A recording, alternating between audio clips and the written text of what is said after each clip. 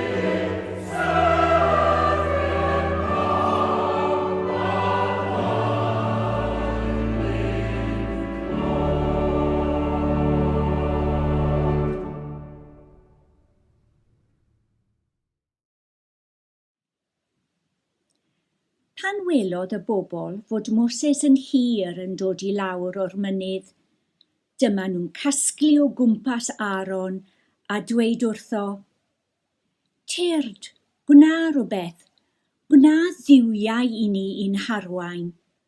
Pwy wyr beth sydd wedi digwydd i'r Moses yna wnaeth ein harwain ni allan o'r Aifft?"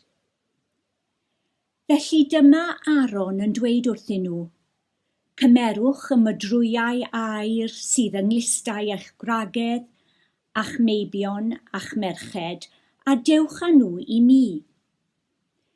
Felly dyma'r bobl i gyd yn tynnu eu clustlusau a dod â nhw i Aaron. Cymerodd yr air ganddyn nhw a defnyddio offer gwnaeth metel i wneud eilin ar siap tarw ifanc allan ohono. A dyma'r bobl yn dweud, "O Israel, dyma'r duwiau ddaeth â ni allan o wlad yr Aifft."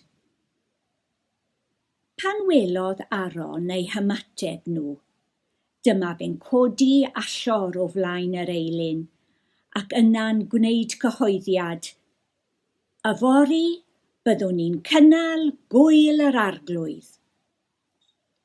Felly, dyma nhw'n codi gynnar y bore wedyn a chyflwyno y ffrymau i'w llosgi ac y ffrymau i gydnabod Daioni'r arglwydd. Eisteddodd y bobl i lawr i wledda ac ifed, ac yna codi i ymgolli mewn rialtwch paganaidd.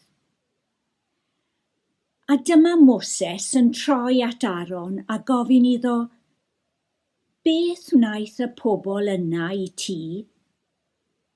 Pam wyt ti wedi gwneud iddyn nhw bechu mor ofnadwy? Atebodd Aron, paid bod yn ddig, meistr. Ti'n gwybod fel mae'r pobl yna'n tueddu i droi at y drwg? Dyma nhw'n dweud wrthoi, gwna dduwiau i ni'n harwain ni. Pwy wyr beth sydd wedi digwydd i'r Moses yna wnaeth ein harwain ni allan o'r Aifft? Felly dyma fi'n dweud wrthyn nhw, os oes gan rhywun air, rowch e i mi. A dyma nhw'n gwneud hynny. Wedyn deflais i'r cwbl i'r tân, a dyma'r tarw ifanc yn dod allan.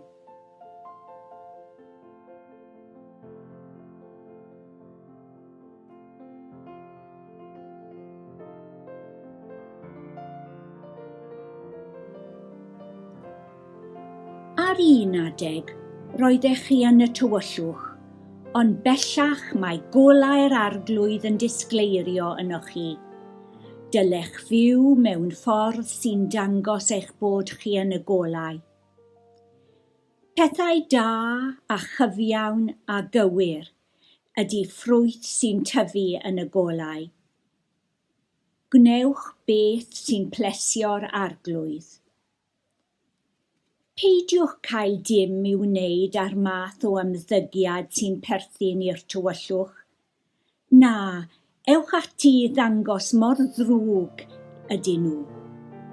Mae'n werthus hyd yn oed sôn am y pethau mae pobl yn gwneud o'r golwg.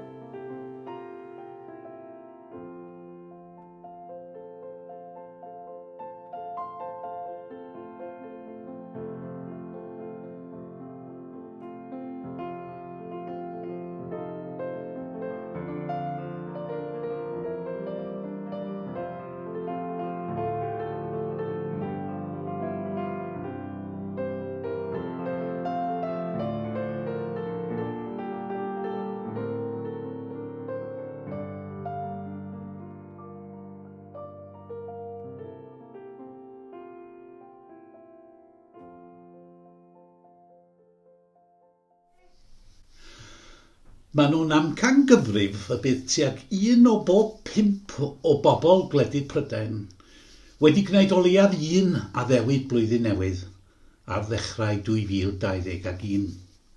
Yn arbennig y bobl yn y grŵp oedran 19 i 40 oed. Maen nhw'n dweud hefyd mai materion sy'n ymwneud â iechyd yw'r 3 addenned sydd ar frig rhestr yr addewidion eleni. Nesaf at y brig ar y rhestr honno yw ceisio colli pwysau, ac mae hwnna'n dipyn o her, a mae angen pob help ar bawb sy'n ceisio a phob cydymdeimlad. Wel, rydyn ni'n cael yn cynghori'n aml iawn y dyddiau hyn, yn enwedig os ydyn ni dros yn pwysau, i golli pwysau drwy ddeiet ac ymarfer corff mwyn cadw'n iach ac osgoi clefydau. A mae hyn yn rhan o strategaeth newydd Llywodraeth y Deyrnas Unedig a lansiwyd ym mis Gorffennaf 2020 i fynd i'r afel a gor-dewdra. Mae'r sefyllfa'n ddifrifol. Mae 2 ran o 2 o doelion y Deyrnas Unedig dros i pwysau yn ôl ffigurau'r Llywodraeth, ac 1 plentyn ym mhob 3 rhwng 10 ac 11 oed, cofiwch, yn ordew. Wel, bydd wedi'r pe bai pawb sydd dros bwysau yn cochi 5 pwys y bydde'n arbed arian aruthrol i'r gwasanaeth iechyd. Ymhlith y newidiadau sy'n rhan o strategaeth newydd Llywodraeth y Deyrnas Unedig, bydd gwaharddiad y flwyddyn nesaf ym mis Ebrill 2022 ar gynigion cynnig 3 am bris 2 ar fwydydd sy'n llawn siwgr, baster a halen. Wel, go brin y byddai unrhyw un yn anghytuno a strategaeth fel hon. Ond aroswch funud, tybed os na chydig o chwarae'r ffon fwybig, neu weiddi hys gyda'r ci a how gyda'r cadno yn hyn oll. Ysgwni, os na ddweud yr holl wir, os ydy cardiau gyd ar y bwrdd yn y busnes colli pwysau yma. Meddyliwch am lywodraethau ar raddfa Ewrop yn y lle cyntaf. Mae labelu goliadau traffig yn hawdd i darllen fel arwydd am halen, braster a siwgr, coch, oren a gwyrdd, a uchel, canolig ac isel. Chi wedi gweld nhw, mae'n siŵr. Maen nhw'n helpu ni ddewis bwydydd iach. Ond does dim rheidrwydd defnyddio'r labelu hyn yn y Deyrnas Unedig. Mae'r defnydd ohonyn nhw'n gwbl wirfoddol. Pam meddych chi? Wel, mae'r diolch i lobio gwleidyddol drud iawn gan Big Food, sydd eisiau i chi sylwi ar addewidion pleserus yn unig ar labelu. A meddyliwch am fasnachwyr yn yr ail le. Mae cewri bwyd yn gwneud pob ymdrech i guddio cynhwysion gyda labelu clyfar. Mae Percy Pig yn losyn poblogaidd ers chwarter canrif ac yn flasus hefyd. Wel, gyfeillion, gadewch i mi ddweud wrthoch chi, mae blaidd mewn croen dafad ydy Percy Pig. Pe bai rhieni'n gwirio'r rhestr y cynhwysion, bydden nhw'n brawychu o ganfod fod y 3 chynhwysyn mwyaf yn ôl pwysau ymhlith gyrwyr gweithaf Gordewdra. Na, dyw llywodraethau a masnachwyr ddim yn datgelu'r cyfan bob amser, a bod yn gwbl agored ac onest. Mae yna ymdrech i gadw pawb yn hapus, y cwmnïau barus a'r collwyr pwysau. Nid celwydd noeth sydd yma efallai, na chelwydd amlwg, wyl celwydd goles sydd wrthi'n dweud ambell i lachfach yn rhyw fath o frathu'r gaseg wen.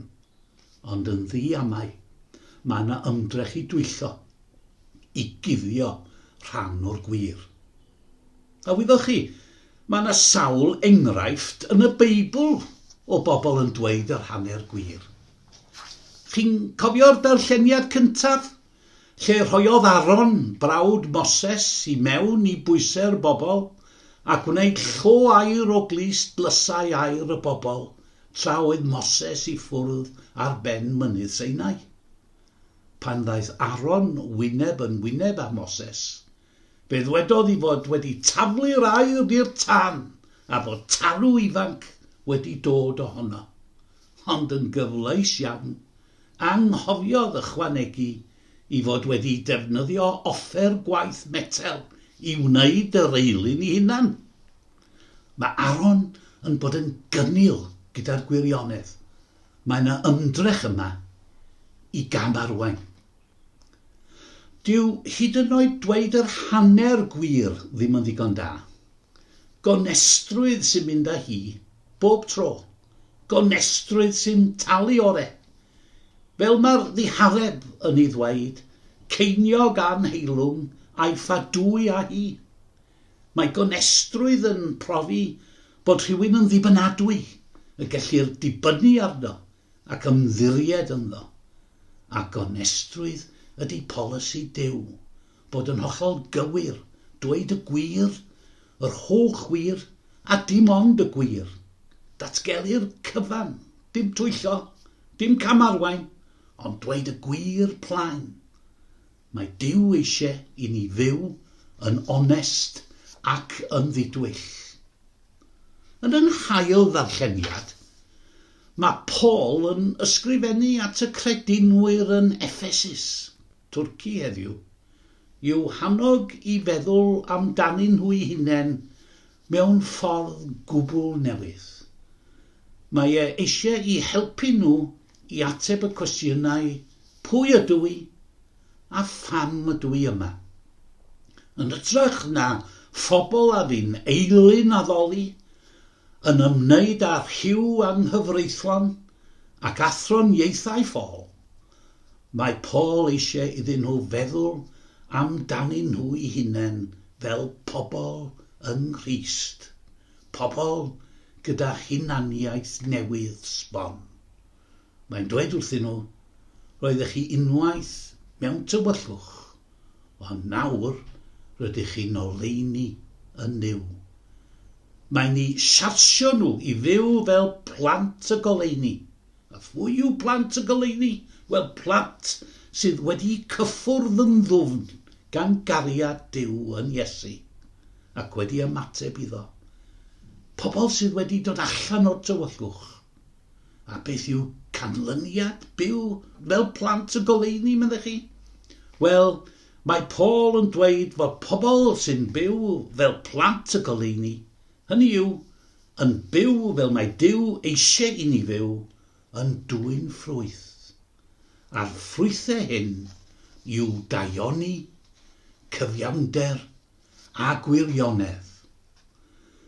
Mae daioni'n cyfeirio at ansawdd ein perthynas ag eraill.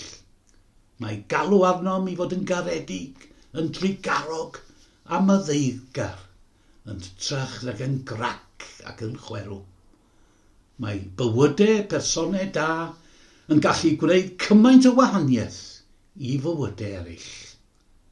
Mae cyfiawnder yn cyfeirio at ansawdd ein perthynas â Duw, sefyll yn iawn gyda Duw. Os ydyn ni mewn perthynas dda â Duw ac eraill, bydd ein bywyd yr un peth ar fore llun yn y gwaith ac ar fore Sul yn y capel. Ac mae gwirionedd yn cyfeirio at absenoldeb unrhyw dwyll, ystriw neu ddichech. Hynny yw, mae gofyn i ni fod yn gris debyg a bod yn ddidwyll, yn onest a theidi ancymydog, oherwydd rydyn ni gyd yn aelodau o'r un corff.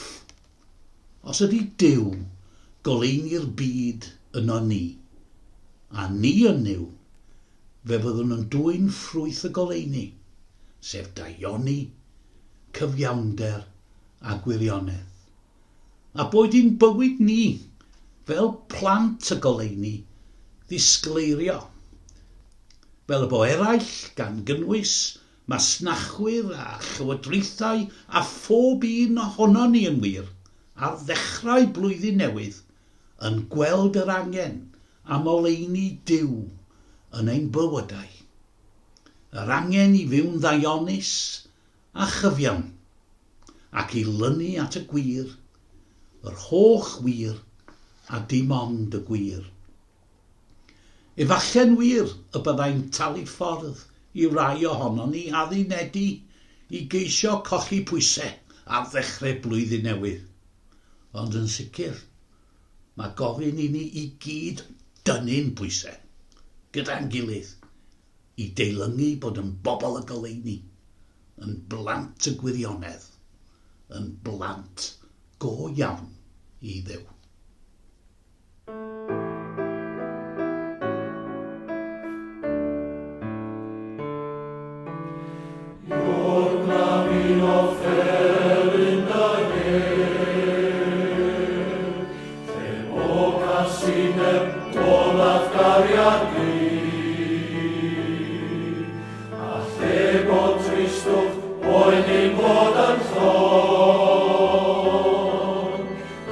In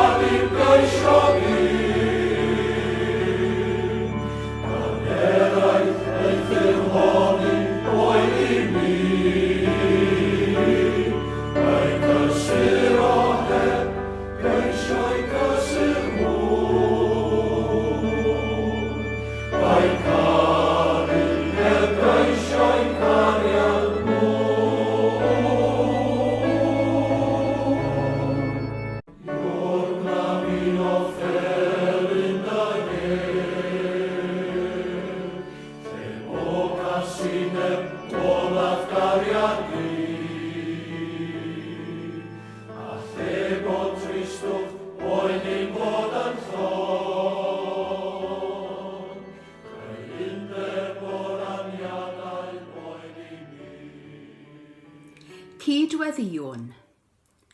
Diolchwn i ti ein tad am i ti ein galw i dy addoli'r bore hwn ar ddechrau blwyddyn newydd, ac i ddysgu oddi wrthyt. Diolchwn i ti am Iesu, goleini'r byd. Ac mewn byd mor dywyll a drylliog, gwerthfawrogon fod goleini Iesu yn disgleirio i roi nerth a gobaith i bob un ohonom. Erfyniwn ar i'r goleini hwnnw dywynu yno ni eleni. Gwyddom bod Iesu wedi byw bywyd yn llawn daioni, cyfiawnder a gwirionedd, yn llawn o ffrwythau'r goleini. Helpa ninnau heddiw ein tad i geisio byw yn y fath fodd, fel y bo eraill yn gweld o leiaf yn rhannol y ffrwythau hyn yno ni. Cynorthwya ni ein tad i fyw ein bywyd yn dda. Boed i ni gofio i ni dderbyn ein hamser, ein doniau, a'n meddiannau i'w defnyddio lles eraill, yn ogystal â'n lles ni ein hunain. Cadw ni rhag byw yn fewnblyg, a gwared ni rhag i ni gau unrhyw un allan o fywyd ein cymdeithas oherwydd lliw i groen, ei gefndir, ei gred neu rywedd. Diolchwn mae Iesu cynhwysol yn llawn cariad yw'n harglwydd ni, a boed i ninnau efelychu i esiampl yn ein bywyd. Cynorthwya ni fel Iesu i hybu cyfiawnder bob amser, a byw yn wylaidd ac yn ifydd i ti. Boed i ni gofio mae yno tir i ni'n byw, symud ac yn bod, ac i addurnedu i ddilyn yn ôl troed dy fab Iesu. Helpa ni i ymddwyn yn gyfiawn ata ti ac eraill bob amser. Boed i ni adlewyrchu'r berthynas arbennig sydd gen i ti a dy bobl yn ein hymwneud â'n gilydd. Dysgu ni ein tad, mae Iesu yw'r unig wirionedd, fe yw'r ffordd a'r goleini a'r unig obeth i ddynol ryw. Helpa ni i dystio i'r hyn sy'n wir, fel y cafodd ei ddatguddio i ni yn dy air ac yn dy fab Iesu.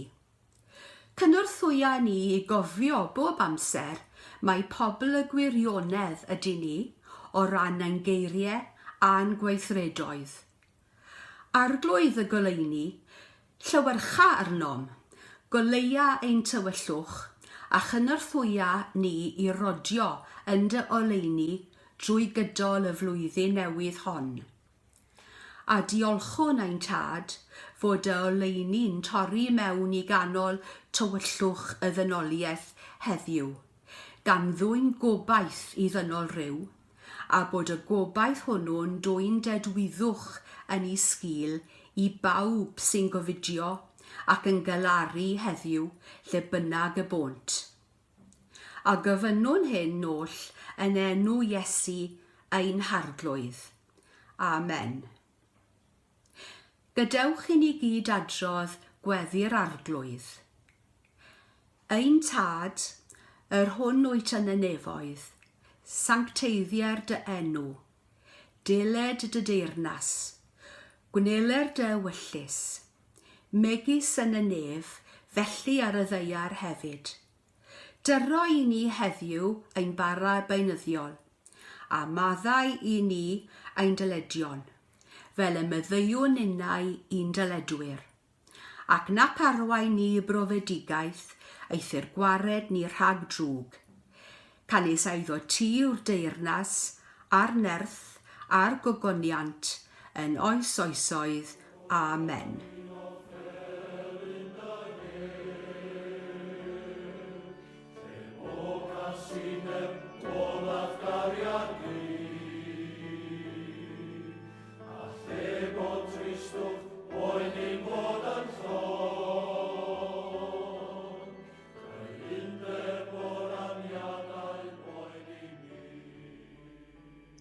Diolch yn fawr iawn i chi gyd am eich cwmni.